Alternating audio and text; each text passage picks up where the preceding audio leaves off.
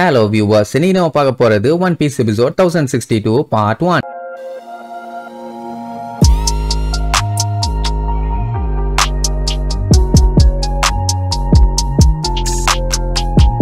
Open பண்ணா king வந்து கைடோக்கு ஒரு ப்ராமிஸ் பண்ணியிருக்கான். அந்த ப்ராமிஸ வந்து இந்த என்மா ஸ்வாட் இருக்கிற வரைக்கும் நிறைவேற்ற முடியாது. அதனால எப்படியாச்சும் நான் அதை அழிச்சே தீருவேன், அதுவும் நரகத்துக்கு அனுப்புவேன் அப்படின்னு சொல்லிட்டு நம்ம ஜோரோ கூட கண்டமே நீ சண்டை போடுவான். இந்த டைம் வயித்துல ஒரு வெட்டு போடுவான், தேர்ச்சிக்கிட்டு பின்னாடி போயிடுவான். ஆனா என்ன வெட்டு தான் விழுந்திருக்காது. மொத்தத்துல ஜோரோ என்னதான் ட்ரை பண்ணி அட்டாக் பண்ணாலும் அவன் பாடியில ஒரு சின்ன கீரலை கூட போட முடியல. ஏன் அவன் சட்டையை கூட கிழிக்க முடியல. உன்னோட ஸ்வாட வச்செல்லாம் நீ எதுவும் பண்ண முடியாது, நீ ரொம்ப ரொம்ப வீக்கான ஆளு, இல்ல நீ கிங்கையே காலி அப்படி இப்படின்னு ஓவரா டயலாக் விடுவான். இப்ப நம்ம ஜோரோக்குமே என்ன பண்றதுன்னு தெரியல. ஏன்னா அவன் டைப்பா வெரைட்டியா ஏகப்பட்ட ஸ்டைல் அவனை அட்டாக் பண்ணி பார்த்துட்டான். என்ன பண்ணாலும் ஒன்னும் வேலைக்கு ஆகல. அதனால பயங்கரமா யோசிச்சு பார்ப்பான், எப்படி அவன் அன்பிரேக்கபிளா இருக்கான். அந்த மாதிரி ஒருத்தர் இருக்க வாய்ப்பே இல்ல. வேற ஏதோ விஷயமா இருக்கும், என்னவா இருக்கும்னு அப்படியே சண்டை போட்டுக்கிட்டே யோசிப்பான். இங்கு செத்து போறான்னு சொல்லி கண்ணா பின்னா அட்டாக் பண்ணுவான். ஜோரோ என்ன பண்ணுவான், அல்ட்ரா டைகர் ஹண்ட்னு சொல்லிட்டு ஒரு அட்டாக் அவன் மேல இறக்குவான். அந்த அட்டாக் ஒர்க் அவுட் ஆயிருச்சு. அந்த டைம் ஜோரோவும் என்ன மேட்டர்னு கண்டுபிடிச்சிட்டான். அதாவது அவன் பாடியில இருந்து பின்னாடி நெருப்பு வருது இல்ல, ஐ மீன் முதுகுல இருந்து, அந்த நெருப்பு தான் அவனோட பவரே. அது எந்த அளவுக்கு வெளியில ரிலீஸ் ஆகுதோ அந்த அளவுக்கு இவன் ஸ்ட்ராங்கா இருக்கான், ஃபாஸ்டாவும் இருக்கான். அந்த நெருப்பு இல்லன்னா பய வீக் ஆயிடுறான். அந்த டைம்ல தான் அவன் பாடியில வெட்டு விழுந்திருக்கும், ரத்தம் எல்லாம் வர ஆரம்பிச்சிருச்சு. சுத்தி இருந்தவங்க எல்லாம் பார்த்துட்டு மிரண்டுட்டானுங்க. ஏன்னா கிங் இது வரைக்கும் மாஸ்க் போட்டு தான் பார்த்திருக்காங்க. மாஸ்க் இல்லாம அவன் எப்படி இருப்பான்னு தெரியாது, பட் கேள்விப்பட்டிருக்காங்க. கருப்பு கலர் விங்ஸோட, ஒயிட் ஹேர், பிரவுன் ஸ்கின்னு. இப்ப மாஸ்க் உடஞ்சு அவன் மூஞ்ச பார்த்தோன்னே தெரிஞ்சு போச்சு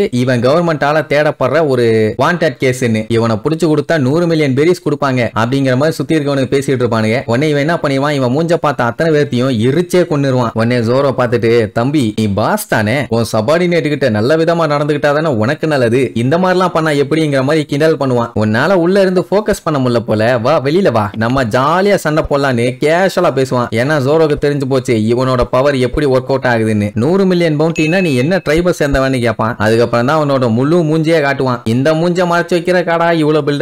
அதுக்கப்புறம் கடுப்பாயி ஜோரோவை கண்ணா பின்னா அட்டாக் பண்ணுவான். கூடிய சீக்கிரத்துல சாக போற நீ இதெல்லாம் தெரிஞ்சு வச்சுக்கிட்டு என்ன பண்ண போற, உன்னால எதுவும் பண்ண முடியாதுன்னு சொல்லிட்டு அட்டாக் தாறுமாறா இருக்கும். முன்ன விட இப்ப விரித்தனமா அட்டாக் பண்றான். ஜோரோவுக்கு புரியவே இல்லை இவன் என்ன ட்ரைப சேர்ந்தவன் இப்படி இருக்கான்னு கேட்டுட்டு இருக்கும் போது மறுபடியும் என்மா ஸ்வாட் பாத்தீங்கன்னா எனர்ஜியா பயங்கரமா இழுக்கும். இது ஒண்ணா இப்படி இழுத்துக்கிட்டு சட்டு புட்டுன்னு வேலைய முடியல, நான் ஏன் ஸ்வாடே நீ போட்டு தள்ளிடும்னு சொல்லிட்டு பய ஸ்வாடோட எனர்ஜியை மறுபடியும் டவுன் பண்ணுவான். இவ்வளவு ஸ்ட்ராங்கா இருந்து 100 மில்லியன் பவுண்டினா ரொம்ப கம்மியா இருக்குது இல்ல. அதனால ஆல்ரெடி நீ எல்லாம் ரிட்டையர் ஆன கேஸ், உன்னைய போட்டு தள்ளுறதாண்டா என்னோட முத வேலை அப்படிங்கிற மாதிரி கெத்தா சொல்லுவான். அப்ப அவன் பின்னாடி பாத்தீங்கன்னா நெருப்பு தகன்னு பயங்கரமா எரியும். அவன் நான் கைடோவை கிங் ஆஃப் த பைரட் ஆக்குற வரைக்கும் விட மாட்டேன்னு ஸ்ட்ராங்கா சொல்லுவான். ஜோரோ பார்த்துட்டு அதெல்லாம் அவன் ஆக மாட்டான், எங்க கேப்டன் தாண்டா கிங் ஆஃப் த பைரட் ஆவான்னு கிங் ஆஃப் த ஹெல்னு சொல்லி 3 ஸ்வாட் ஸ்டைல் எடுப்பான். சோ இவனும் அல்டிமேட்டா பவர் யூஸ் பண்றான். கிங்கும் அவனோட பவரை வேற லெவல்ல கொண்டு வருவான். ரெண்டு பேத்துக்கும் சண்டை பாத்தீங்கன்னா தாறு மாறா நடக்கும். இவனுக்கு மாத்தி வெட்டிக்கிறதுல அந்த இடமே வெடிச்சு திரிக்குது. இதே மாதிரி ஒரு நாள் ஃபுல்லா சண்டை போட்டானுங்கன்னா போதும், ஒனிஷிமா